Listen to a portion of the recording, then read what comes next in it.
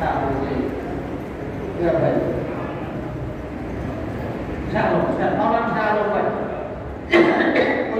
এই আলোচনাটা করছিলেন 1990 সালে বিংশ শতাব্দীতে মুসলমানদেরকে শাসন কিভাবে করা হবে এই পরিকল্পনা গ্রহণ করতে যায়। তারা বলল যে মুসলমানদেরকে মসজিদে ঢুকাইতে হবে, মসজিদ কেন্দ্রিক মুসলমানদেরকে ঢুকাইতে হবে। আর ওরা আবার এটা মাদ্রাসা কেন্দ্রিকও ঢুকাই ফেলছে। একটা হলো মসজিদ কেন্দ্রিক, আরেকটা কোথায় মাদ্রাসা কেন্দ্রিক। সমাজ পরিচালনা করবে ইংরেজরা, আর মুসলমানরা থাকবে কোথায় তসবিহ তাহলিল করবে, মাদ্রাসা মসজিদে থাকবে। এদের ময়দানে সমাজে কোনো কাজ নাই। এক শ্রেণীর লোক কিন্তু এখন এই অবস্থায় আমরা পাইতেছি। কিন্তু যুদ্ধের ময়দানে নবী মুহাম্মদ রাসূলুল্লাহ সাল্লাল্লাহু আলাইহি ওয়াসাল্লামের সাথে যুদ্ধ করতে গিয়া অসংখ্য হাফেজ শাহাদাত বরণ করছেন না করেন নাই? তারা ইসলামী আন্দোলন করছেন কি করেন নাই? কিন্তু এখন মাদ্রাসার মধ্যে এটা নাই কেন? জিহাদ ফিসাবিলিল্লাহ উঠাই দিল কে? এইগুলি ইংরেজদের ষড়যন্ত্রের জালের মধ্যে আমরা এখনো শিকল বাঁধা অবস্থায় আছি। এখান থেকে আমাদেরকে রাসূলের জীবনী জানতে হবে, রাসূলকে জানতে হবে, রাসূলের মিশনটা কি ছিল, তিনি কেন পৃথিবীতে আসলেন। সেই বিষয়ে আমি কোরআনের একটা আয়াত আপনাদের সামনে পড়ছি। এটা হলো সূরা বাকারার 151 নম্বর আয়াত। আউযু বিল্লাহি মিনাশ শাইতানির রাজীম। বিসমিল্লাহির রহমানির রহিম। কামা আরসালনা ফীকুম রাসূলাম মিনকুম ইয়াতলু আলাইকুম আয়াতিনা ওয়া ইউযাক্কিকুম ওয়া ইউআল্লিমুকুমুল কিতাবা ওয়াল হিকমাতা ওয়া ইউআল্লিমুকুম মা লাম তাকুনু তা'লামুন।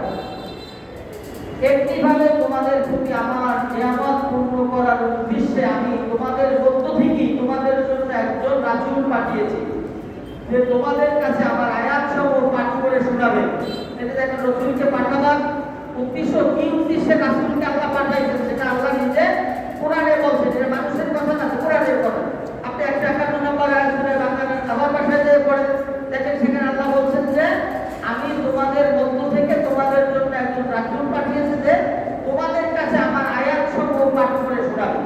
আরবের লোকেরা তো অর্থ বুঝতেন নাকি আরবির অর্থ বুঝতেন না? আরবি বললেই তো তারা বুঝতেন যে কি বলা হয়।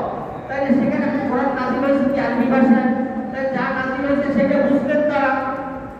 এখন আমরা তো আরবি বুঝি না, আমাদেরকে বাংলায় অর্থ বুঝতে হবে না, না বুঝলে আমরা চিন্তা থেকে আমরা কি করবো? আপনার জন্য মনে করেন আপনার বন্ধু আমেরিকায় থাকে, সে ওখান থেকে রাষ্ট্রে একটা জায়গা থেকে একটা ভিসা সংগ্রহ করে আপনার জন্য পাঠাইছে, তবে একটা ইংলিশে সেই লেটারটা পাঠাইছে আপনার কাছে, কিন্তু আপনি ইংলিশ পড়তে পারেন না, আপনি বাংলা পড়তে পারেন। এখন সে চিঠিটা আমেরিকা থেকে আসছে, সেখানে আপনি আপনার বন্ধু পাঠাইছেন। এটা যদি দৈনিক আপনি একবার চোখ খুলে শুধু দেখেন, আপনি ইংরেজি কি বুঝছেন না, তাহলে কি আপনার আমেরিকায় যাওয়া হবে? কোনোদিনও হবে না। আল্লাহ মানুষ জান্নাতে যাবে কিভাবে, কি কাজ করলে, কি আমল করলে জান্নাতে যাবে, সেটা কোথায় বলছেন আল্লাহ? কোরআনে পাঠে বলছেন।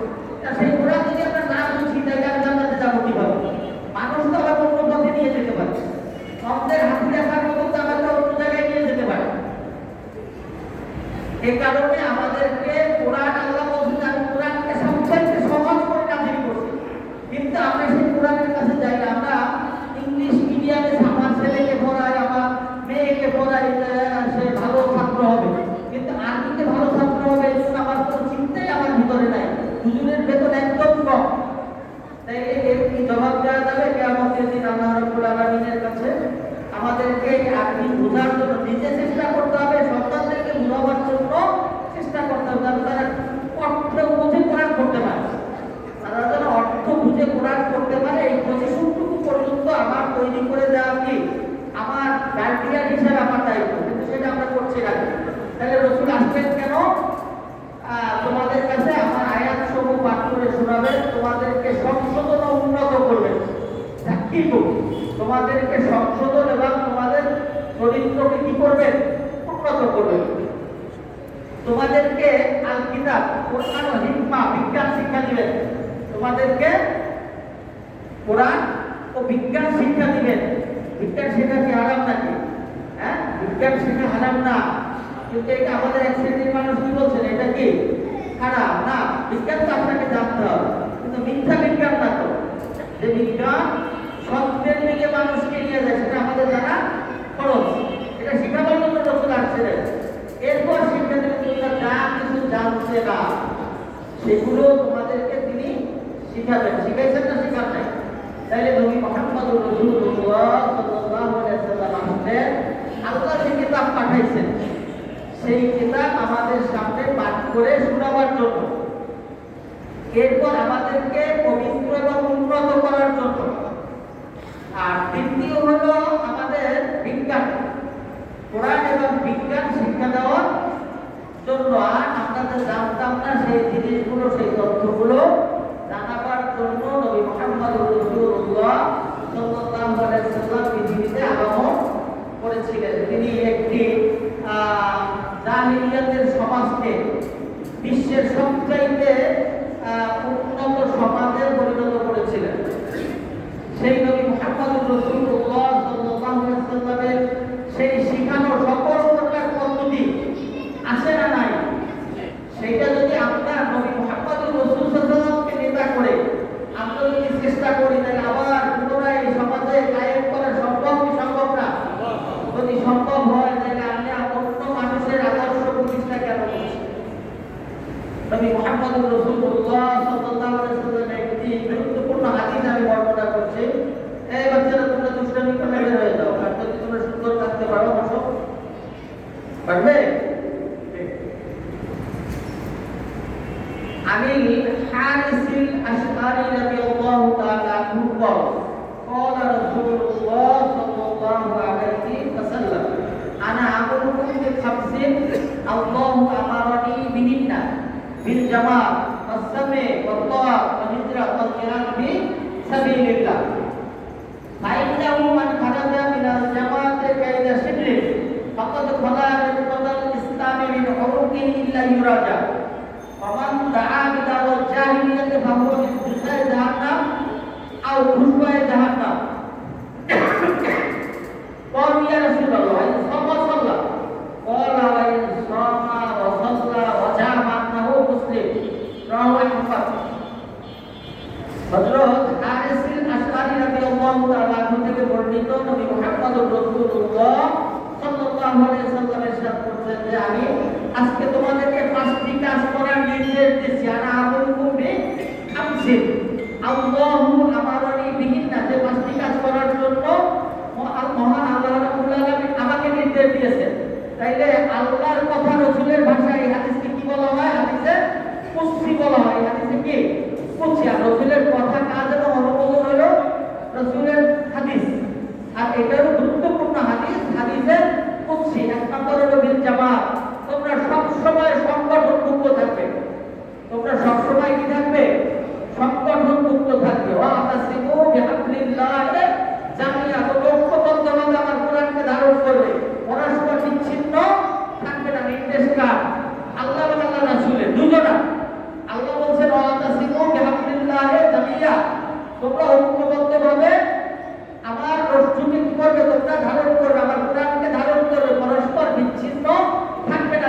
একা একা জীবন ধারণ করার কোনো অধিকার কোনো মানুষের আছে? এই আয়াত দ্বারা কি প্রমাণিত হয় কোনো মানুষ একা একা থাকতে পারবে? তাকে কি করতে হবে? সংঘবদ্ধ থাকতে হবে। কয়েকজন সন্ত্রাসী সংঘবদ্ধ হয়ে চাঁদা উঠে তারা মনে করেন এলাকার মধ্যে ত্রাস সৃষ্টি করতে পারে। সেইখানে যদি ন্যায় পক্ষের লোকেরা যদি ঐক্যবদ্ধ হয় তাহলে অন্যায় কাজ করতে পারে। তাহলে আমাদের কারণে তারা করছে, তাহলে আমাদের কি বহন করতে হবে? আমাদের কি দিতে হবে? আমাদের ঐক্যবদ্ধ না থাকার কারণে সমাজে যত প্রকার অন্যায় অপরাধ হইতেছে, সেই অপরাধ হওয়ার কারণে আমরা ঐক্যবদ্ধ নাই বিধায় এই অন্যায়গুলো সমাজে সংগঠিত হচ্ছে। এ কারণে আল্লাহ রাসূল বলছেন বিল জামাত, তোমরা সবসময় কি করবে? সংগঠনভুক্ত থাকবে। সামনে সেখানে যিনি দায়িত্বশীল থাকবে, যে তার কথা তোমরা শ্রবণ করবে, অথবা সে নির্দেশ দিবে সেগুলো তোমরা পালন করবে। অল হিজরা, যদি এটা করতে গিয়ে তোমরা যদি এলাকায় থাকতে যদি তোমার চাইতে অন্যদের প্রভাব বেশি হয় তাহলে প্রয়োজনে তুমি এলাকা চেঞ্জ করবে, হিজরত করবে। অল জিহাদ ফি সাবিলিল্লাহ, কিন্তু তোমার কাজ হলো আল্লাহর জমিনে আল্লাহর দ্বীন প্রতিষ্ঠা করা। তাই কয়টা কাজ?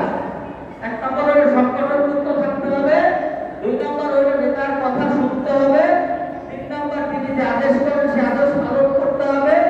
প্রয়োজন যদি হয় তাহলে হিজরত করতে হবে, হিজরত করতে হবে। কিন্তু মূল কাজ কোথায়? দ্বীন প্রতিষ্ঠার সংগ্রামে আমাকে নিয়মিত থাকতে হবে। এখান থেকে বিরত থাকার কোনো অধিকার আল্লাহ দেন নাই, তাহলে আমি নিলাম থেকে অন্য কোনো কি শয়তান নবীর কাছ থেকে?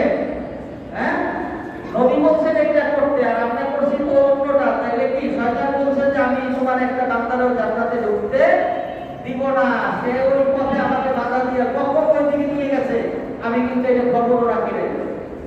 এরপর কোনো ভাইটা মান খালাদা মিনাল জামাতে কায়দা শিবির, যদি কোনো মানুষ এক বিঘা পরিমাণ সংগঠন থেকে দূরে সরে যায়, এখন পুলিশের হামলা, আওয়ামী লীগের মামলা, এর মধ্যে এখন আমার জায়গায় না আসি খাইতে মনে হয় প্যান্টিটি করি, আমার পরিবেশ আপনাদের সাথে থাকবো, এখন আর আপনাদের সাথে আমরা নাই, এখন এই সময় টাকা